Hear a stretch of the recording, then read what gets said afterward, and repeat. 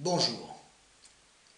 Je vais vous parler aujourd'hui d'un syndrome qui affecte particulièrement l'être humain, mais également le marché du travail. Autrement dit, je vais vous parler du burn-out. Alors le burn-out, qu'est-ce que c'est? Alors justement, rien que de poser la question comme ça, c'est déjà un problème. Pourquoi? Parce que justement, le burn-out ne présente pas une définition claire, médicale, et malheureusement, ça génère des conséquences. La conséquence la plus importante, c'est que la sécurité sociale, n'étant pas en présence d'une définition claire, médicale du burn-out, ne reconnaît pas le burn-out comme une maladie professionnelle, autrement dit, ne prend pas en charge à 100% le burn-out.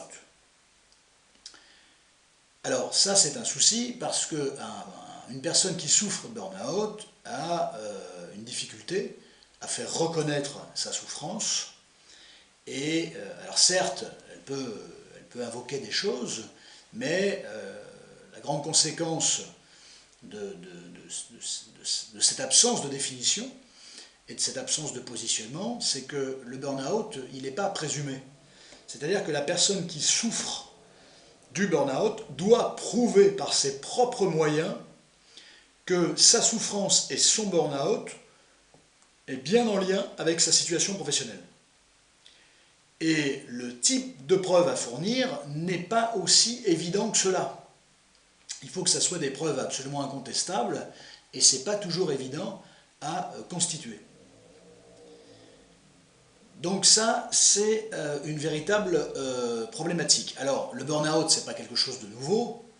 Hein, on en parle depuis de très nombreuses années. Par exemple, on a une définition en 1974 d'un psychanalyste américain qui s'appelait Freudenberger et qui avait déjà défini, de manière non médicale, il avait déjà défini ce qu'était, selon lui, le burn-out. Alors, en substance, la définition, c'était perte progressive d'énergie et de motivation attribuée aux conditions de travail atteignant les membres de certaines professions. Bon, c'est une définition tout à fait intéressante, tout à fait pertinente, parce qu'elle pourrait être reprise aujourd'hui. Elle reste un petit peu équivoque dans son interprétation. Certes, c'est intéressant, mais ça veut surtout dire que le burn-out n'est pas quelque chose de nouveau. Voilà, ça c'est important de le signaler. Certes, il y a de plus en plus de cas, certes, on en parle de plus en plus, mais ce n'est pas quelque chose de nouveau. C'est un souci pour les patients parce que ne pas être reconnu dans leur souffrance professionnelle est susceptible d'accroître encore plus les ressentis des personnes souffrant de burn-out.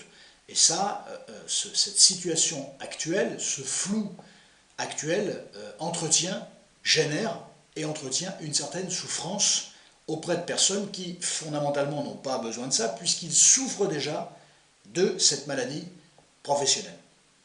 Selon le ministère de la Santé,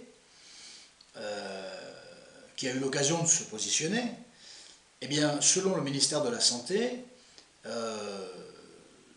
le burn-out ce n'est pas une maladie, c'est certes un ensemble de symptômes, c'est un ensemble de signes, et de facto, puisque ce n'est qu'un ensemble de symptômes ou un ensemble de signes, il est bien difficile de la classer comme une maladie professionnelle. Donc, pas de définition médicale, pas de prise en charge par la sécurité sociale, pas de reconnaissance du burn-out, pas de prise en charge à 100%.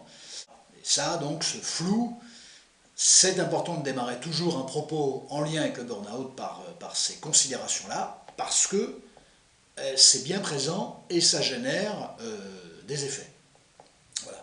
Par contre, unanimement, ce qu'on dit, c'est pas une définition, mais ce qu'on peut dire du burn-out, et là j'ai envie de dire tout le monde est d'accord, c'est qu'on parle d'un syndrome d'épuisement professionnel. Voilà.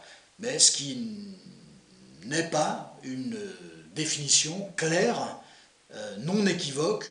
Alors il y a effectivement des députés qui œuvrent pour faire reconnaître au sein de propositions de loi le burn-out comme une maladie professionnelle, mais pour le moment, ça n'a pas encore donné le résultat escompté. Voilà, on en reste toujours dans cette situation un peu floue.